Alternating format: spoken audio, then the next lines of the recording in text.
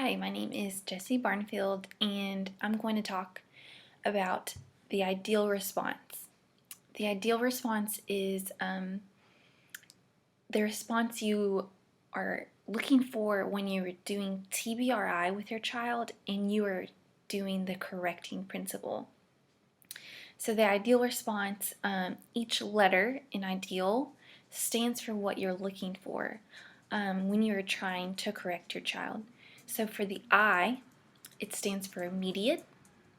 The D is direct eye contact. The E is efficient. The A is action based. And the L is for leveled at the behavior. So, Dr. Karen Purvis has some really great videos where she actually shows herself doing the steps of the ideal response with a child, and I highly recommend that you watch those videos so you can see what it looks like in action, because I'm just going to describe what each letter is talking about and what you are aiming for. So for the I, immediate means that you are wanting the child to respond to you talking to them in at least 3 seconds. You don't want them, if they're taking a long time to respond to you, you know that, okay, this might be a really hard time to correct them, and I need to know which level I'm going to respond to them. And I'm going to talk about the levels in just a minute. So that's the I, immediate. You want the child to respond to you within 3 seconds. The D is direct eye contact, sorry. So you don't want the child, you don't want to discipline your child and you're on your phone or you're looking at TV or you're getting onto the dog or you're getting onto your other children. You want it to be about connection, which is the very first principle you're aiming at in TBRI. So correction is always about connection. So you're trying to connect with your child as you're correcting them. And direct eye contact is one of those ways you can connect with a child while correcting them, showing them that you are giving them your full attention. It's about them and you in that moment, and you are being serious with them as well. So you want to get down on their level, stoop down. Dr. Karen Purvis does this whenever she's correcting a child. She stoops down to their eye level so that they can see her eyes and she can look at them. And she'll often use her hand. She won't touch their chin, but to kind of motion how she wants eye contact with them so that she knows that she has their full attention and they have hers. And you want to use soft eyes too. You're not, like you're getting onto them, but soft eyes, letting them know that you are trying to figure out what's going on, what's wrong with them. And the next letter is E, efficient. So efficient means that you want your time not to be too long in this, because if it's too long, the behavior is likely to get worse. You want to be immediate, like the letter I, and not let this go on too long because you could lose the child's attention very quickly and their behavior can just go way higher than it already is.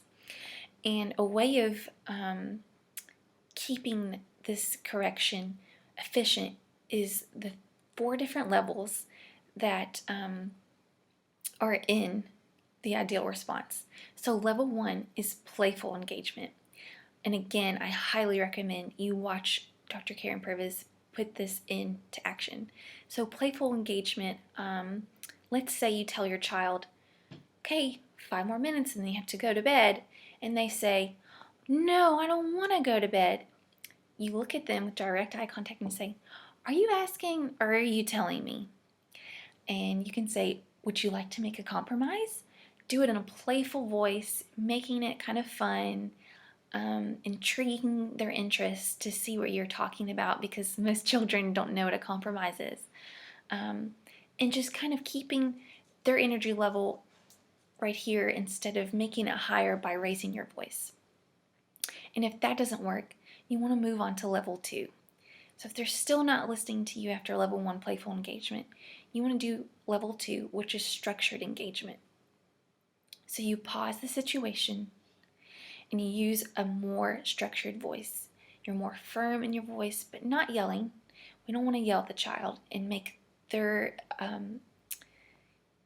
anger worse than it already is. So structured voice, make sure you had the eye contact, and you're going to be a little more forceful than you were at level 1. You can even ask the child to re-say what they did.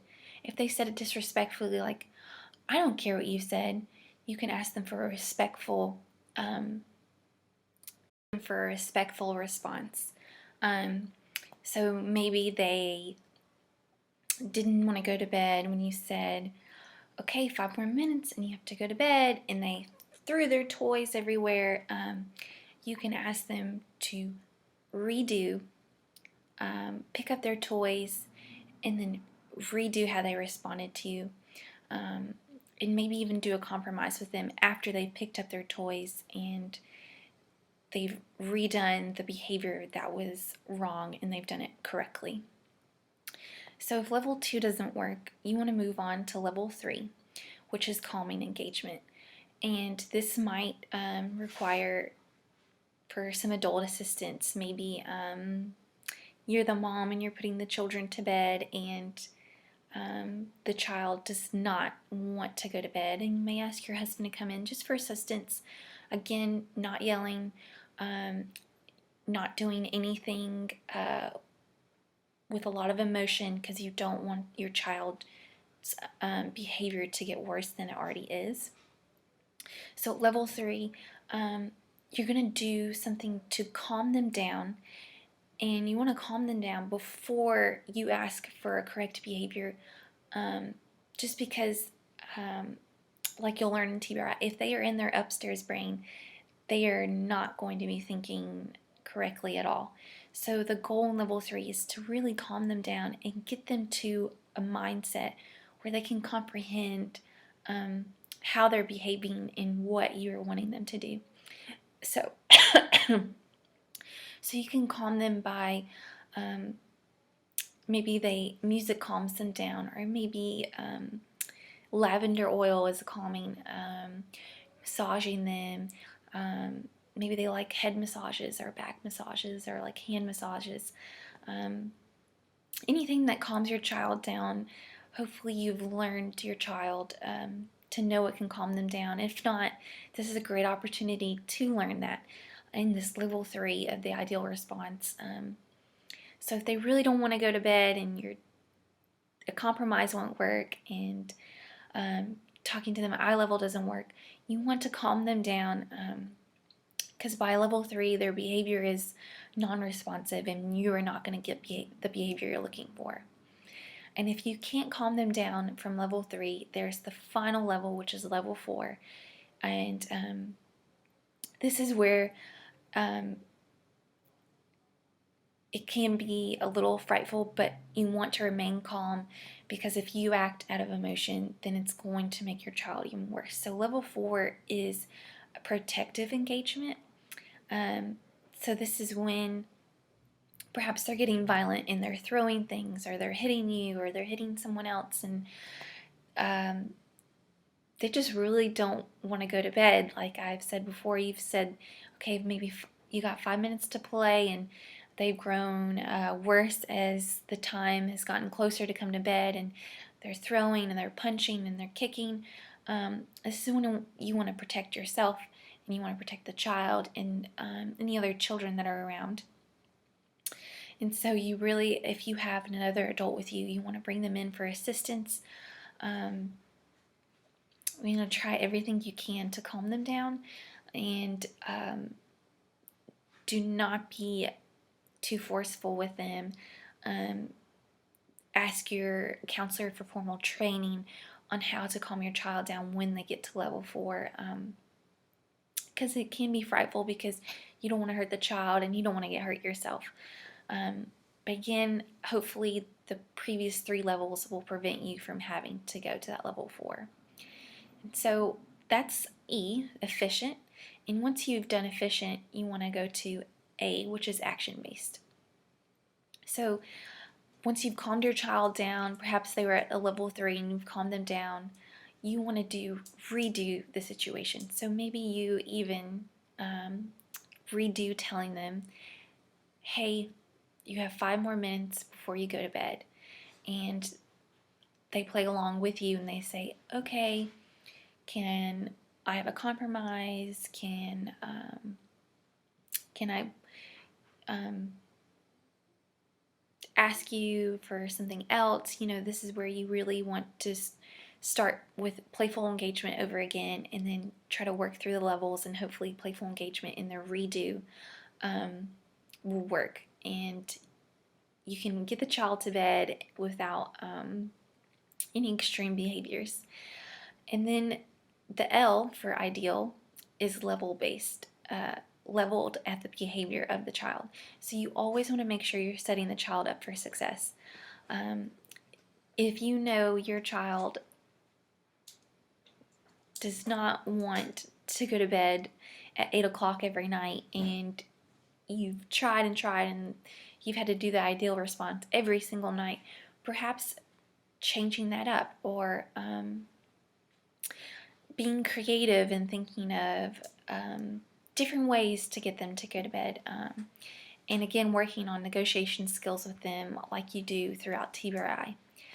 So that's the ideal response. I is immediate response. D is direct eye contact. E is efficient. A is action-based. And L is leveled at the behavior, which is also for, you don't want to be really extreme if they've done something really small. So getting upset that they have to go to bed is a really small task, really small, and that you don't need an extreme reaction to that, as opposed to if they stole something or if they ran out in the street. Your emotion needs to be leveled at the even lower than the emotion of your child. And the ideal response is really great when you're doing the correcting principle in TBRI, but I highly recommend this for people who are really willing to put in the work and you had the time. If you and your husband or you and your wife are working 40 plus hours a week, there's not enough time for you to just do this on the weekends, because then they have 5 other days where this is totally out of whack. So I want to recommend that you plan this out with your counselor and make sure you have enough time. Make it fun. You do highs and lows at dinner to kind of see where your children are as you work on this. And you want to continue working on the connection principle as well as you're doing this, because again, correcting is all about connecting. And if you can connect even more with your child while correcting with them, that is the end goal. So I hope you and your family